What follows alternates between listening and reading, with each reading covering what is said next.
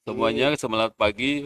Kembali kita bertemu di Bacarita Podcast Baca itu. BC Kupang. Nah, ini kita mau membuat cerita-cerita yang di luar dari kebiasaan. Jadi mungkin perlu kita kenalkan dulu nih lokasi yang kita gunakan untuk ngobrol pada pagi hari ini nih. Pagi yang sangat cerah di BC Kupang. Jadi ada pohon rindang, pohon beringin yang cukup membuat kesan yang positif bagi setiap orang yang datang ke sini. Nah, di sini biasanya kita pagi-pagi kita ngobrol terkait tentang pekerjaan, tentang integritas, tentang mungkin kita juga perlu sedikit refreshing nih dan Ya, kebetulan pada pagi hari ini pada bulan ini bulan Agustus, bulan kemerdekaan, mungkin lebih enak kita mungkin menceritakan ataupun kita bercerita tentang sejarah kemerdekaan dari Pak Gede Senopati yang selama ini setiap pagi mungkin hampir sering berbicara ngobrol tentang sejarah Bali. Pak Tri juga sering ngobrol tentang sejarah, bahkan sejarah perang dunia dan segala macam, itu sangat luar biasa. Tetapi orang tidak banyak tahu, hanya kita saja yang tahu. Jadi kita pengen mengangkat ini, coba kita sesekali kita bercerita di tempat yang sejuk, tempat yang cerah, itu yang di backgroundnya Pak Gede belakang itu laut sangat indah sekali kelihatannya. Jadi kita pagi-pagi menikmati suasana yang cerah sambil ngopi, sambil minum teh, itu sangat enak sekali saya rasa. Kalau kita berbicara tentang sejarah ini, Dan, ya, kita banyak yang apalagi di 17 mau mendekati 17 Agustus ini banyak orang ataupun banyak tokoh-tokoh yang menceritakan tentang sejarah. Kembali lagi kita flashback ke belakang untuk mengingatkan kembali kita tentang sejarah nih. Bicara tentang sejarah, tentunya setiap orang punya tokoh idola dan apa namanya orang yang ataupun pahlawan yang terkesan betul-betul membuat eh, kita itu haru dengan beliau. Kira-kira kalau dari Pak Tri nih, eh, punya tokoh sejarah yang diidolakan nggak Pak? Yang di Indonesia nih, siapa kira-kira tokoh idola Pak Tri? ya, sebenarnya toko-toko yang saat ini itu banyak sekali. Oke, Namun ada beberapa yang saya hormati itu mampu mempengaruhi saya. siap, siap. Salah satunya adalah Bung Karno, Bung Karno, iya, luar yang biasa, luar biasa. luar biasa. Yang merupakan Bapak Proklamator kita, Nah, salah satu pendiri bangsa kita. pendiri bangsa kita. Jadi, istilahnya perjuangan beliau sangat Betul, luar biasa untuk negeri tercinta kita, betul. untuk Indonesia ini Pak ya. Kontribusinya sangat Kontribusinya besar sangat bagi luar biasa. Kebetulan Pak Tri asli dari NTT, lahir besar di NTT. Tentu punya kenangan sejarah yang mungkin masih teringat ini, terkesan bagi Pak Tri tentang sosok Bung Karno ini. Untuk khususnya di NTT sendiri, mungkin apa kira-kira Pak Tri? jadi sebenarnya Bung Karno itu kan saya kenal semua ya, kita kenal dari pelajaran-pelajaran ya. Ya, Kemudian ada yang menarik, saya benar-benar bisa merasakan aktivitasnya beliau. Terus saya bertugas di Atambua, oh Tambua. Oke. khususnya Perbatasan itu Pak. iya, Pak Gede juga kembali dari Tambua nih Pak Gede nih. Kebetulan ya saya juga pernah bersama dengan beliau di Tambua, Wah, Panganang. luar biasa. nah, Siap. di Atambua itu ada kantor pos bantu kita, kantor pos Atambua. Di situ ada bekas kantor bea cukai yang lama Oh siap. di Pelabuhan Atambua. Pelabuhan Atapupu. Nah, rupanya Bung Karno sempat berkunjung ke perbatasan negara kita dan sempat menyinggahi kantor bea cukai Atapupu. Tapupu. Dan sekarang kantor bea cukainya itu sudah masih Masih berdiri ada di sampai lahan sekarang. pelabuhan Tapupu. Itu pertama kali saya impress. Tahun berapa itu kira-kira Pak?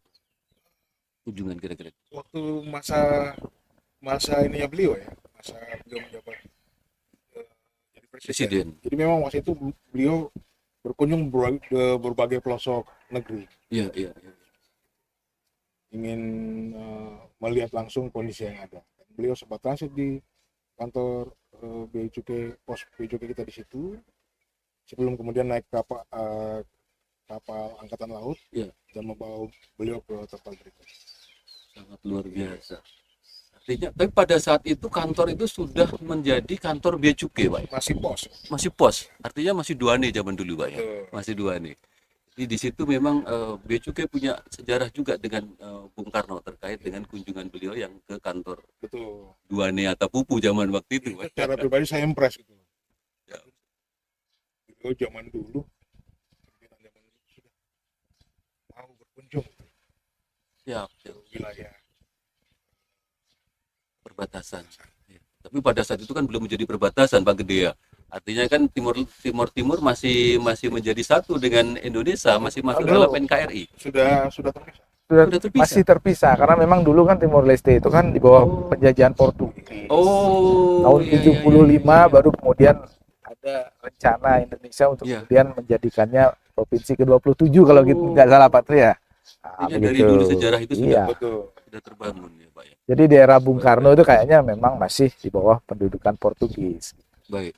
Selain itu saya pernah mendengar cerita bahwa memang Bung Karno ini cukup membuat kesan dari masyarakat NTT, Pak. Terutama bahkan yang pernah saya dengar terbentuknya Pancasila. Ide-ide yang cemerlang dari Bung Karno sampai munculnya gagasan dasar negara Pancasila itu dari tanah NTT. Mungkin Patri bisa menjelaskan, menceritakan nih, biar Iya, masyarakat juga tahu nih, apalagi masyarakat jadi, muda ya. Betul. Impresi kedua saya itu saat saya bertugas di Flores. Saya main ke kota NT dan di situ rupanya Bung Karno pernah diasingkan di kota NT. NT. Oh, baik. Seperti rekan-rekan tahu, itu Bung Karno ini sering diasingkan ini. Kalau nggak salah sudah beberapa tempat mereka diasingkan. Beliau diasingkan. Iya. Dan ND inilah pengasingan pertama, lokasi pengasingan pertama. Siap. Tahun 1930-an lah, belum merdeka lah. Ya, 1934 Betul. sampai 38 berarti Pak ya. Cukup lama juga. Cukup lama. 4 tahun. Jadi yang menarik saya, kenapa sih diasingkan di ND? Itu. Kira-kira kenapa itu Pak kira-kira? Ya. Yang setelah saya cermati lihat, sepertinya Bung Karno ini hendak dipisahkan. Oke. Ya.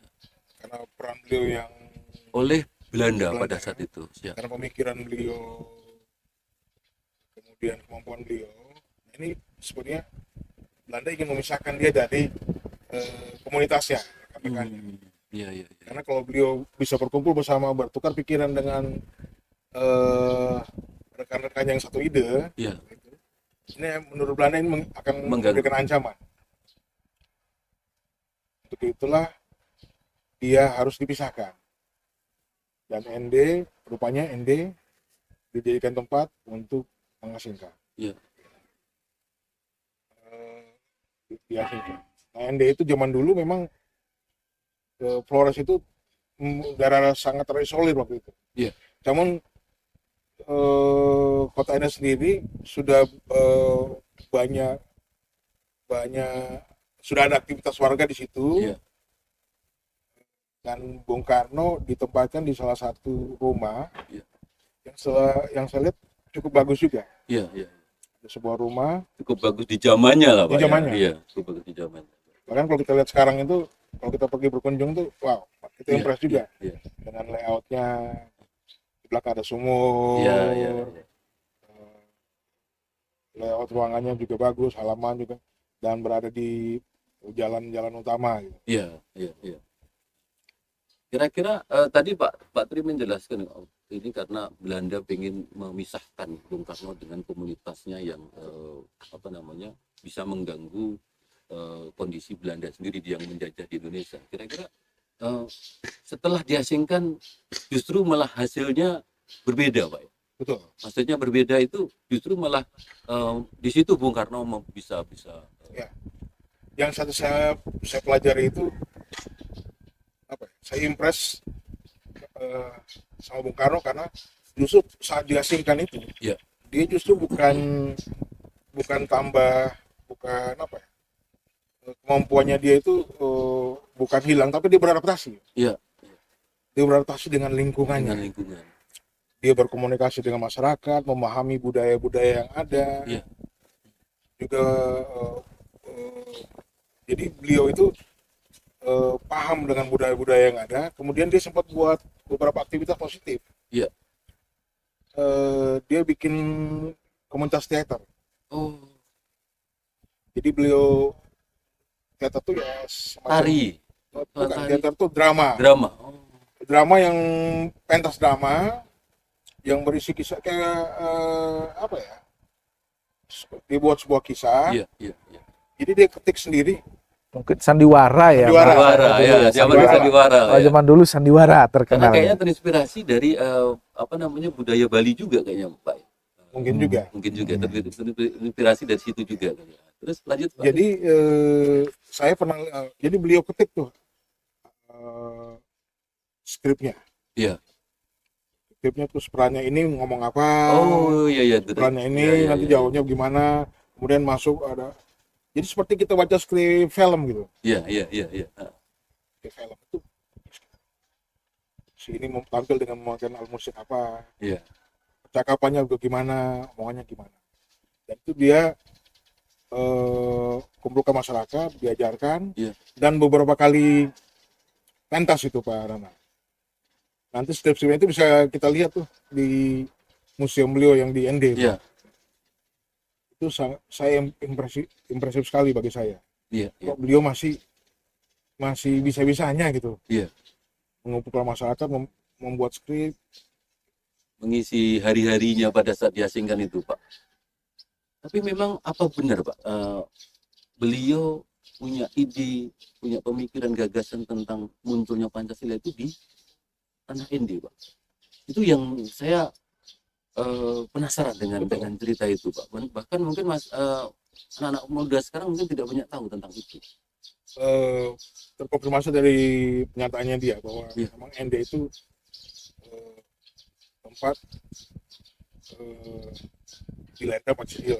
Dia sebenarnya beliau sudah punya pemahaman tentang secara besar, Iya. tapi dirangkumkan itu saat beliau di ND ND. direnungkan pada saat beliau diasingkan itu, Pak. Iya, sebenarnya dia sudah dengan kemampuannya dia,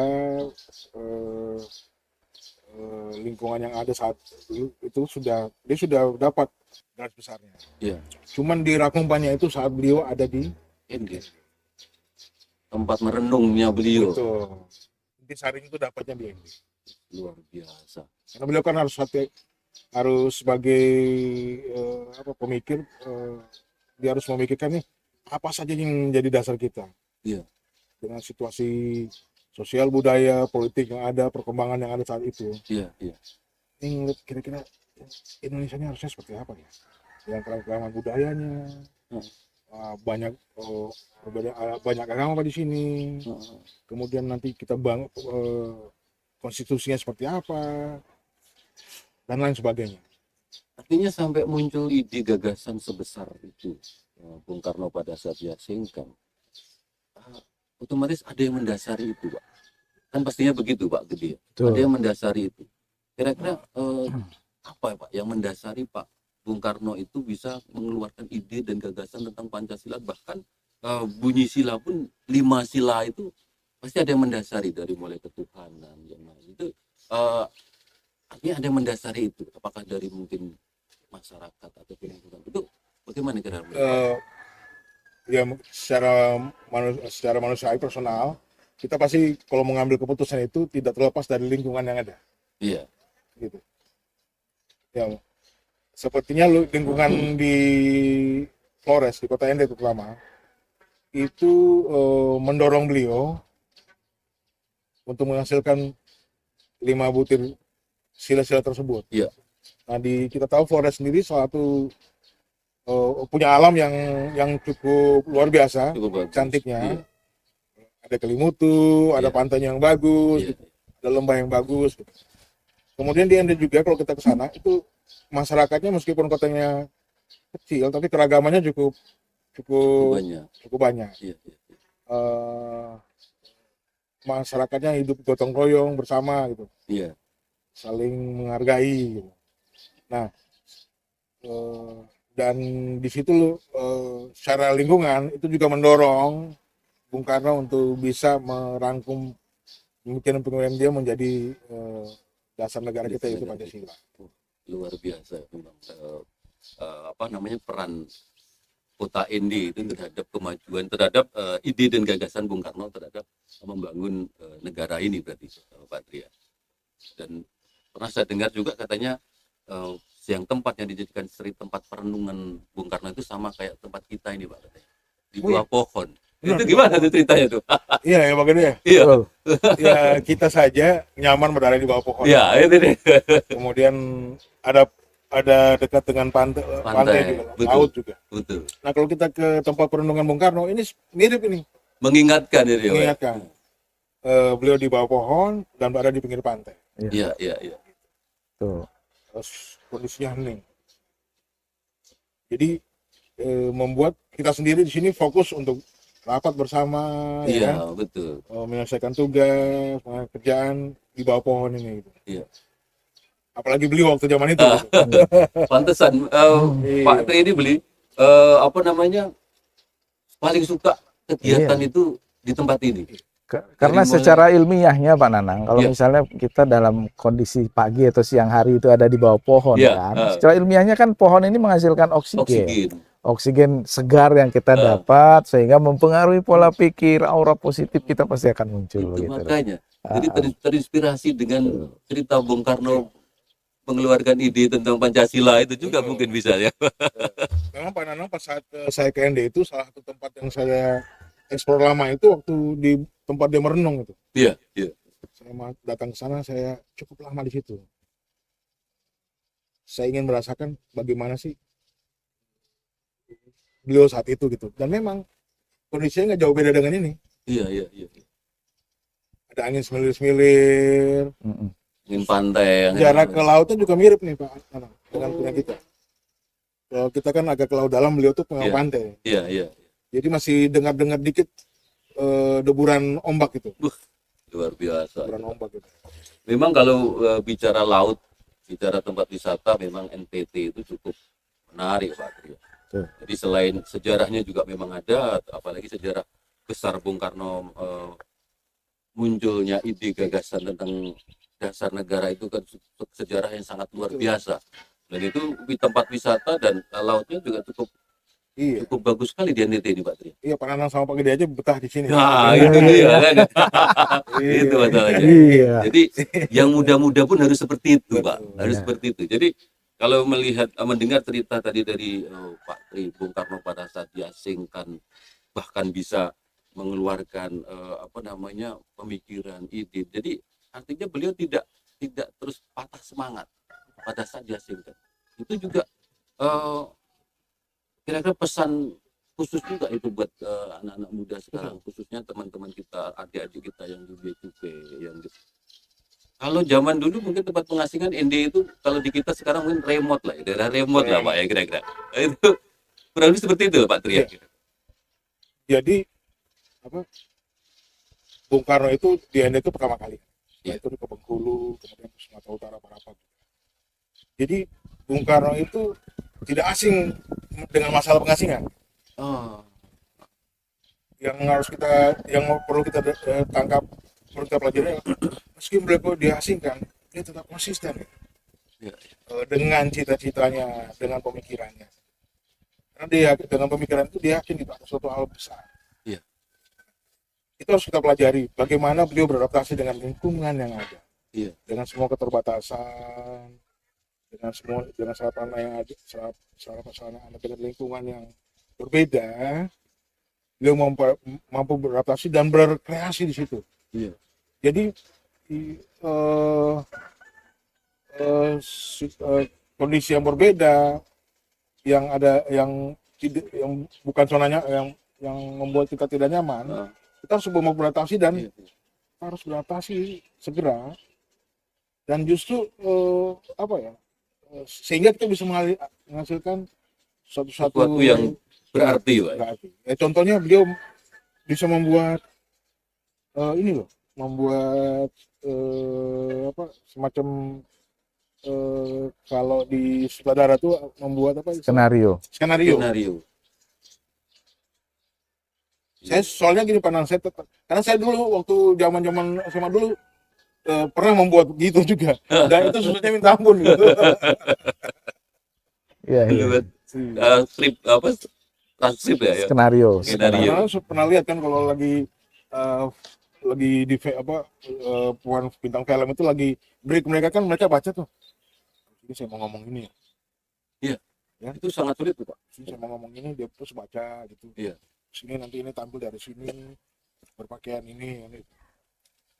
Itu beliau buat seperti itu Iya, iya, iya. dan bukan cuma sekali beberapa kali. Selain Sama dengan musik-musiknya juga. iya, iya. Selain dari sejarah apa cerita tentang Bung Karno, kira-kira sejarah apa lagi Pak ya, di NTT ini yang menarik nih untuk kita sampaikan ke rekan-rekan, ke adik-adik kita nih yang muda-muda. Ya NTT itu kan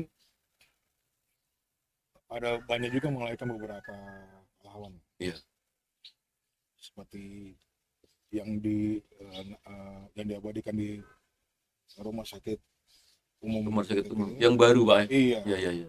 Ada namanya Pak Benboy. Benboy ya, itu yang diresmikan rumah sakit yang diresmikan Pak Jokowi pada saat itu yang belum lama. Nah, itu gimana itu Pak? Pak Benboy itu beliau adalah dokter tentara. Dokter tentara. Waktu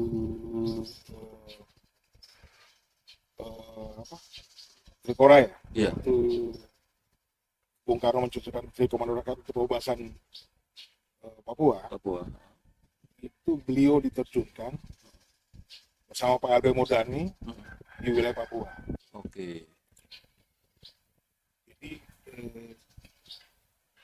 dengan timnya turun untuk di sana untuk menunjukkan bahwa Indonesia itu militer kita Iya. masih punya peran gitu, masih apa ya, masih mampu melakukan perlawanan. Iya, iya, iya. Menunjukkan bahwa militer kita siap. Iya, iya. Itu luar biasa karena diterjunkan di Papua, wilayah Papua yang sama sekali belum pernah Belum dijamah Pak ya. Mereka diterjunkan di sana. Iya, iya. Dan Pak Benboy itu belum paham terjun loh waktu itu. Yang menarik loh. Masih usia muda lah itu Pak. Diterjunkan di sana. Tapi asli dari Kupang Pak? Atau dari Dari NTT. Dari Manggarai. Manggarai. Dan juga Wesat Johannes. Iya. Beliau itu awal-awal kontribusi beliau adalah beliau awalnya asalnya dari Rote. Iya. Kemudian karena mungkin cerdas dia disekolahkan di Stovia. Kemudian juga sekolah untuk memahami radiologi. Jadi dia adalah orang pertama yang membangun radiologi, sistem radiologi untuk kesehatan di Indonesia, yaitu di rumah sakit Cikini waktu itu. Iya. Radiologi X-ray lah. Iya, iya. X-ray. Beliau orang yang top. Iya.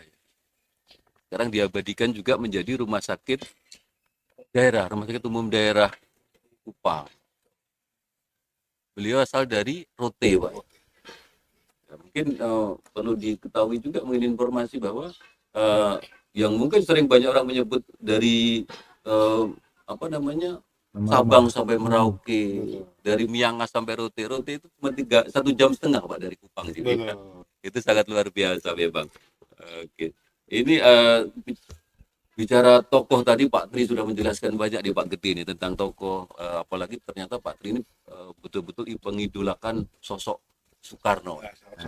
Salah satunya Bung Karno yang luar biasa memang proklamator kemerdekaan kita ini. Jadi pas banget memang kita sampaikan ini kan bahwa kita bukan hanya membicarakan tentang pekerjaan, tugas. Jadi kita ceritanya jadinya melebar kemana-mana deh Pak. Tapi ya mudah-mudahan dia menarik. Kalau Pak Gede sendiri nih, Pak Tri bicara tentang tokoh ini, Pak Tri sudah menyampaikan ternyata Pak Tri tokohnya adalah Bung Karno. Kalau Pak Gede kira-kira ada tokoh idolanya deh. Siapa kira-kira nih? Idolanya banyak nih kayaknya.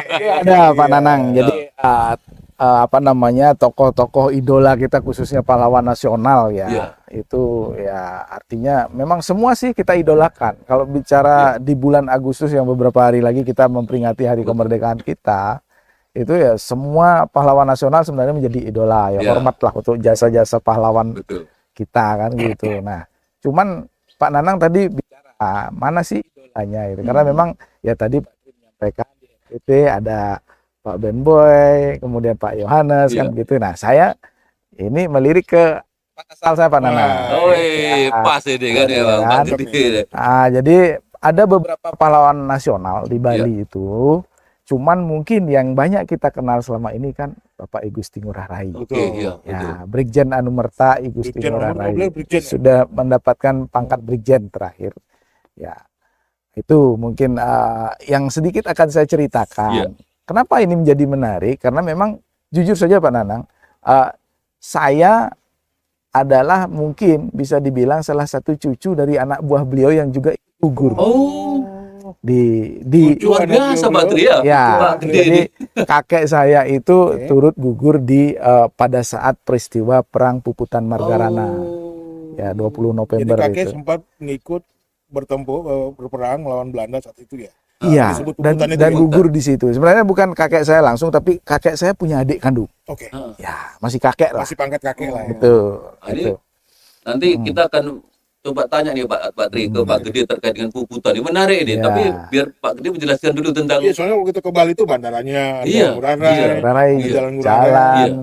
Di uang 50 ribuan Ngurah Oh, Rai. ada kan Gusti yang Ngurah kemarin Rai. kan gitu. Pak Gede coba jelaskan tentang Pak dulu apa I Gusti Ngurah Rai Iya. dulu nih Iya. Pak Gede kira-kira. Seperti apa ini Pak? Pak I Gusti Ngurah Rai itu sebenarnya beliau itu aslinya adalah putra seorang bangsawan. Hmm. Kalau kita sebut istana itu Puri ya di Bali ya. Puri. Purinya beliau itu di Puri Carangsari namanya, di wilayah Kabupaten Badung. Nah, jadi memang karena ayah beliau adalah bangsawan dan sebagainya, artinya pada saat itu memang beliau sempat mengenyam pendidikan zaman Belanda ya. Iya. Ya ada namanya Dapat kesempatan lah ya. Mulo, Iya. dapat kesempatan. Nah, kemudian beliau itu meniti karirnya di militer. Di militer dan pada saat itu bergabung di Malang beliau pendidikan Oh, iya. militernya. Sekolah tentara kan nggak salah itu ya Pak Betul. Tri? Di Malang, kalau di Malang kan banyak. Iya. Banyak. Ya, terus Bli. Itu. Nah, Nah itu. Nah akhirnya pada saat era perang kemerdekaan, beliau akhirnya pulang tuh ke Bali.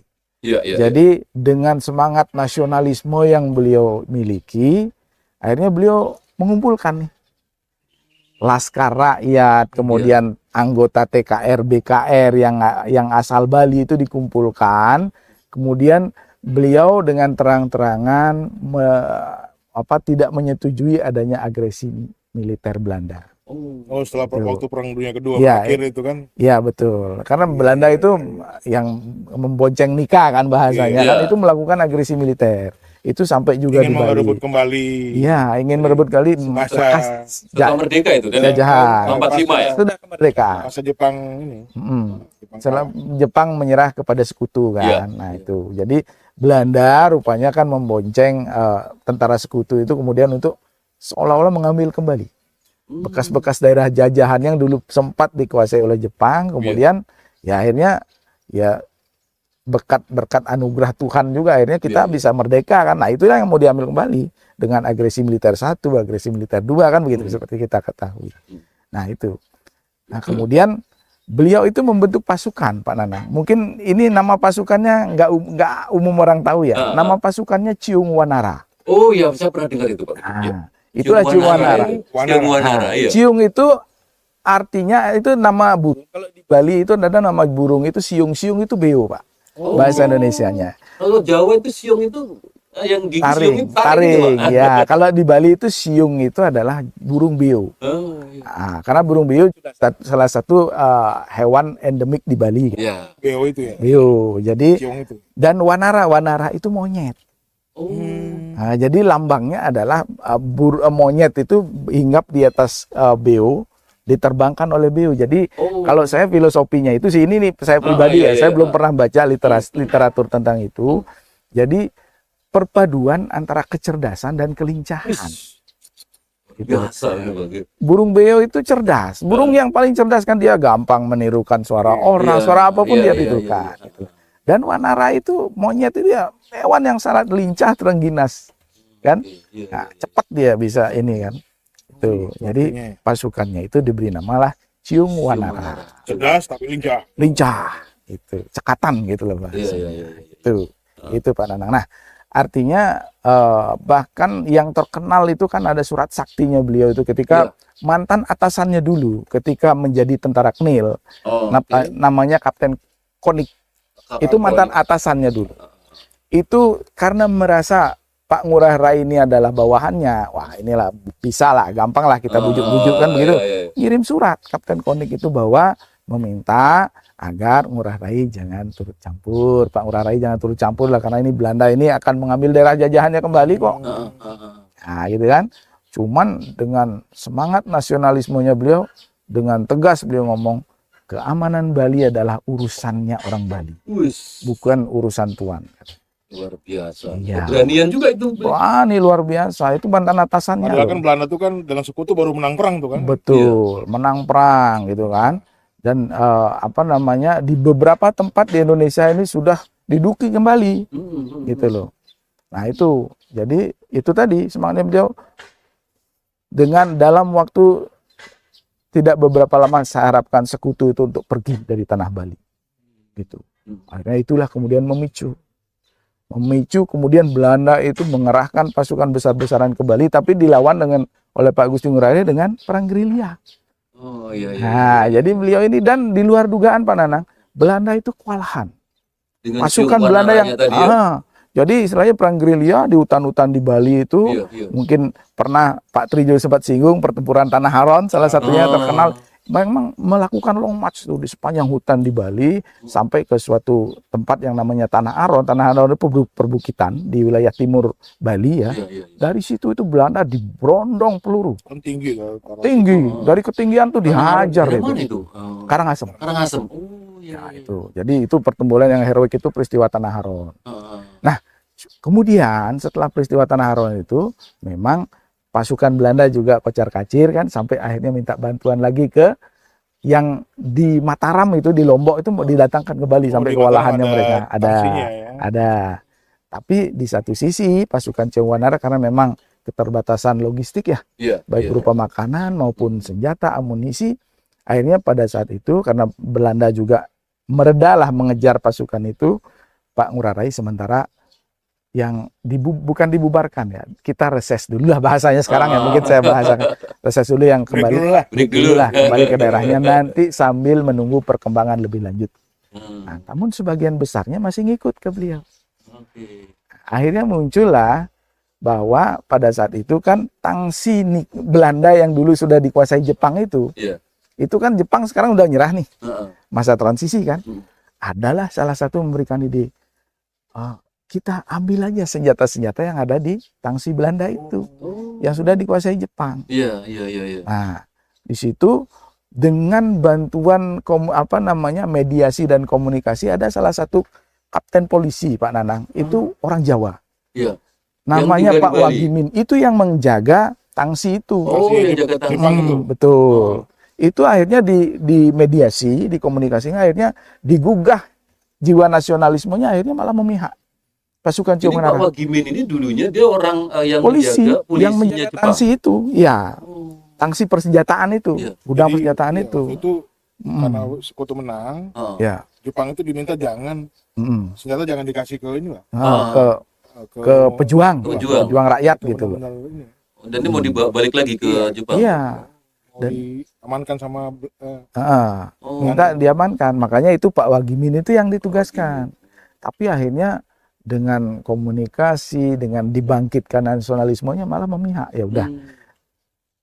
Istilahnya peristiwa itu penyerobotan Tangsi. Nah, itu. Jadi sebelumnya itu ada semacam pembicaraan. Di situ ada peristiwa namanya rokok dan korek. Karena itulah kodenya. Gimana itu, Pak? Kodenya jadi Pak Wagimin itu nanti akan membuka pintu Tangsi itu, memerintahkan buka pintu Tangsi itu ketika ada yang membicarakan rokok. Oke. Teriak rokok di luar, maka beliau akan menjawab korek. Ah. Jadi ketika korek berarti pintu itu akan siap dibuka, pejuang kita akan masuk ngambilin senjata itu. Mendengar cerita dari Pak Gede ini, Pak Tria, Mm. ternyata memang peran dari rokok ini ya, Itu ada kaitannya dengan kita dari juga tuh. zaman Igusti Zaman Ngurah Rai udah dulu. berperan. Artinya Itu. cukai ya, sekarang itu ya. Iya, Cukai betul. kita itu peranannya itu dari zaman perang dulu sudah berperan Betul. untuk negara kita ya, Pak. Terus lanjut Pak. Nah, itu. Jadi ya, akhirnya kan sudah nih, dapatlah pejuang itu senjata. Iya, iya, iya. Nah, senjata akhirnya dibawa lari ke utara. Hmm. Nah, saya tadi bilang ada salah satu kakek saya ikut kan, karena memang kakek saya itu, beliau itu adalah Laskar TKR. Ah, Sementara kakek kandung saya, Laskar Rakyat. Mereka berdua itu, ah, ah. cuman pada saat itu kakek saya sedang punya ini, bibi saya yang nomor 2 itu baru lahir. Oh. Di Bali kan ada upacara yang Iya. namanya upacara kepus pusat, jadi lepas tali pusar itu Iya. memang ada upacaranya. Nah, oleh adiknya itu, Bli itu kan panggilan orang Bali untuk kakak. Untuk kakak. Kasihan, nama bibi saya yang nomor 2 itu Sumi namanya. Ah. Kasihan Sumi itu bentar lagi mau diupacarain. Udah Bli nggak usah ikut dulu. Pulang dulu, upacarain anaknya dulu. Iya. Nanti kalau sudah selesai, udah nyusul. Saya akan Perang berangkat lagi. Ah. ke utara duluan. Hmm. Akhirnya kakek saya balik. Kalau seandainya kakek saya ikut Pak Nanang, ya mungkin saya juga nggak ada. Oh. Gitu. Ya gitu. Tapi karena beliau mengikut Laskar Rakyat, makanya kakek saya itu veteran. Oke. Jadi Akhirnya, gugurnya Igusti Ngurah Rai pada saat nah ini pasukan yang sudah membawa persenjataan itu lari ke utara. Iya. Rupanya ini sudah dicermati oleh Belanda gitu loh. Oh, ini lari pasti akan ke utara karena Iya. mengingat dulu itu kan perjuangannya itu di hutan-hutan kan. Iya. Hutannya di Bali itu adanya di utara dari posisi dataran tinggi. dataran tinggi. Iya, iya, iya. Daerah. Kalau sekarang orang kenal daerah mana apa tuh? Ya pegunungan dari Batu Karu, Batur itu ke timur itu semua Singaraja ya, arah sampai Singaraja. sampai ke Karangasem itu pegunungan dan hutan Utara semua. itu kan istilahnya ya. Itu.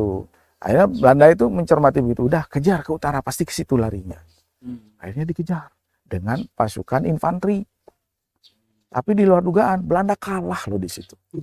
Kalah, Kalah itu. dipukul mundur pasukan infanterinya.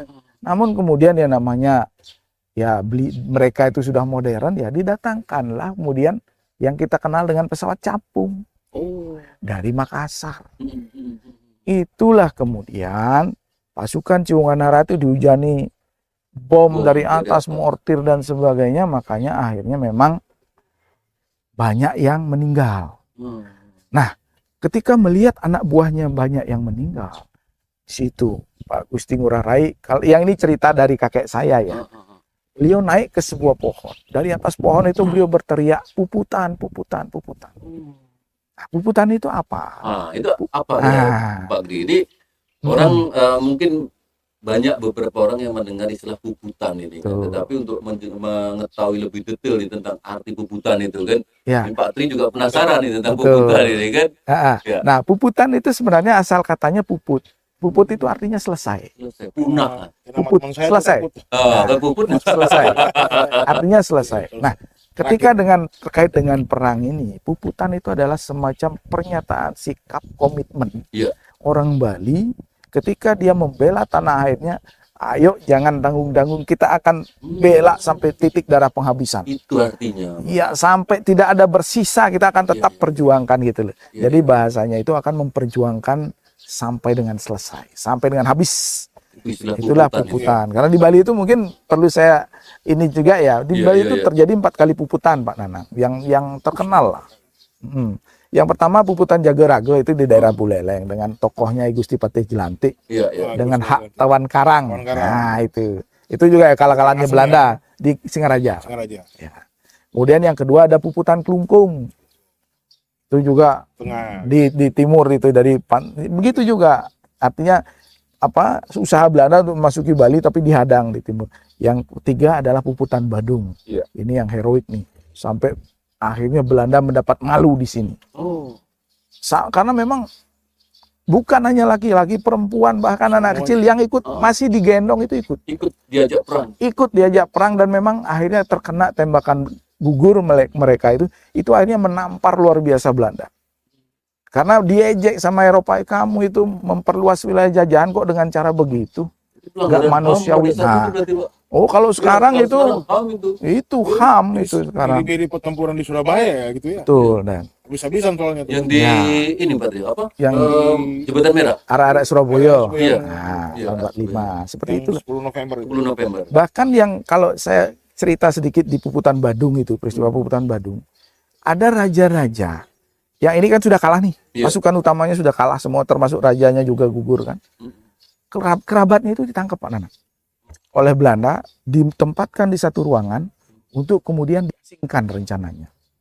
Karena saking geram mungkin ya, geram dan tidak mau untuk mengikuti perintahnya Belanda, maka tanpa sepengetahuan penjagaan Belanda itu mereka ada yang bunuh diri, ada yang membunuh. Jadi besok paginya ruangan itu dibuka, Belanda mendapati semua orang itu sudah meninggal. Itu peristiwa heroiknya di situ. Kemungkinan ada yang membunuh kemudian membunuh dirinya, begitu. Gitu. Seperti itu. Mirip-mirip Jepang loh. Itu harakiri lah kalau di Jepang. Gitu, Memang ya. kalau kita Enggan bicara untuk dibunuh. sejarah ini memang panjang sekali Betul. Pak Gede. Iya. Jadi kalau kita pengen cerita banyak ya mungkin Benar. ada habisnya. Karena gini, kita sudah lama sekali dijajah. Iya. Ini Puputan, perang di Surabaya, 10 Iya, November.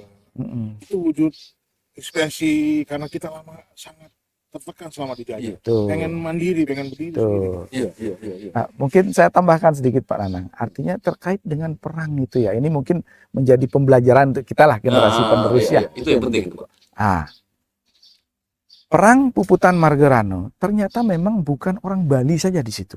Mungkin ini Wah, ini menarik nih. ada untold story di situ Iya. bahwa pada saat perbekalan pasukan Ciungwanarai itu menipis, Pak I Gusti Ngurah Rai sempat menulis surat kepada Komandan TKR BKR di Jawa, Iya. yaitu kalau tidak salah waktu itu Jenderal Urip Sumoharjo, Oh iya. Ya. meminta bantuan logistik dan bantuan personil. Rupanya direspon, cuman ya pada saat itu di Jawa juga kan lagi kalang kabut juga Iya. menghadapi agresi militer kan. Iya. Tapi sempat-sempatnya juga dikirim beberapa pasukan, mungkin kalau tidak salah saya 1 kompi itu dari Jawa Timur Pak Nana, Iya. diseberangkan melewati Selat Bali. Nah, kalau dari Banyuwangi, dari Ketapang ke Gilimanuk, tapi bukan ke jalur pelabuhan resmi. Oke. Nah, kalau Pak Nanang besok misalnya ya dari Jawa ke Bali, lewat dari Ketapang ke Gilimanuk, ada monumen. Di situ kita bacanya monumen lintas laut. Nah, itu sebenarnya memperingati peristiwa itu. Jadi dengan perahu seadanya, pasukan dari Jawa itu nyebrang ke Bali untuk bergabung dengan Ciungwanara, dan pasukan itu gugur semua di Margerano. Perangnya di situ. Iya, gugur semua di situ. Jadi, nah inilah yang saya bilang tadi bahwa walaupun itu pertempurannya di Bali, itu bukan hanya orang Bali. Yang berjuang termasuk orang Betul. Jawa juga ikut. Orang Jawa juga ada, dan jangan lupa Pak Wagimin juga tadi Iya, kan. iya. Terus kalau kita flashback lagi melihat perang Surabaya, area-area Surabaya, di situ juga ada pemuda Bali, di sana ada pemuda Ambon. Semua. Makanya ini mungkin yang saya tangkap di sini adalah ya artinya ini pluralisme itu bukan penghalang gitu. Iya. Itu generasi kayak kita nih, generasi penerus sekarang, jangan kemudian merasa diri bahwa ini adalah jasanya ini saja, itu enggak. Itu semua berjasa untuk, karena itu tadi mungkin Pak Tri sampaikan bahwa karena saking ketekannya kita ini gitu loh, udah nggak ada, pokoknya yang kita inginkan merdeka, satu tujuan kita, nggak ada kita bicara perbedaan ini sukunya ini biar dia saja berperang, nggak ada itu.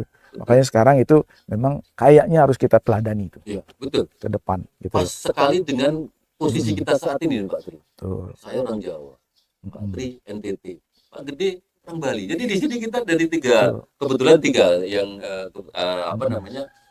selain itu juga ada rekan-rekan seksi kita yang lain lagi ada menjalankan tugas, itu juga bukan satu suku semua nih rata-rata kan. Menarik sekali tuh. Ini saya baru dapat pelajaran juga nih. Ternyata ada komunikasi antara Gusti Ngurah Rai dengan Pak Urip Sumoharjo. Iya, di zaman dulu, Pak. di zaman dulu kan. Kemudian Pak Urip Sumoharjo mau membantu. Iya. Itu. Iya. Mau membantu dengan mengerikan pemerintah Pasukan. Satu kompi lah pasukan. kompi ini pun mau gitu melintas laut. Iya. Kan ikut bertempur kan gitu. Jangan mikir anu lagi deh. Iya. Nah itu mari kita belajar dari situ. Ya. Iya. betul, betul. Jika ada sesuatu oh, dibutuhkan, jika ada rekan-rekan kita membutuhkan Iya. untuk niat baik, mari kita bantu Ya. Betul sekali itu, Pak. bangsa dan negara. Jadi bicara sejarah dan perjuangan para tokoh pahlawan terdahulu, Pak. Ini yang penting sekali mungkin saatnya kita sampaikan. Kira-kira pesan apa nih yang bisa kita sampaikan kepada generasi muda kita? Jadi dari Pak Tri, kira-kira pesan apa Pak yang bisa kita sampaikan ke generasi muda kita? Jadi gini Pak, waktu saya, ini ada relevansi dengan Bung Karno, Iya. waktu di ND. Bung Karno waktu di ND saat merenung itu, yang dia jabarkan waktu itu. Saat berada dia merenung kan di taman, di satu tempat yang dekat dengan pantai. Iya. Salah satu inspirasinya adalah gelora ombak yang menyisir pantai. Iya. Dia ngeliat di situ bahwa ternyata perjuangan bangsa kita ini seperti ombak yang ada di ombak di laut yang menyisir ke pantai. Iya. Tidak akan habis-habisnya. Iya.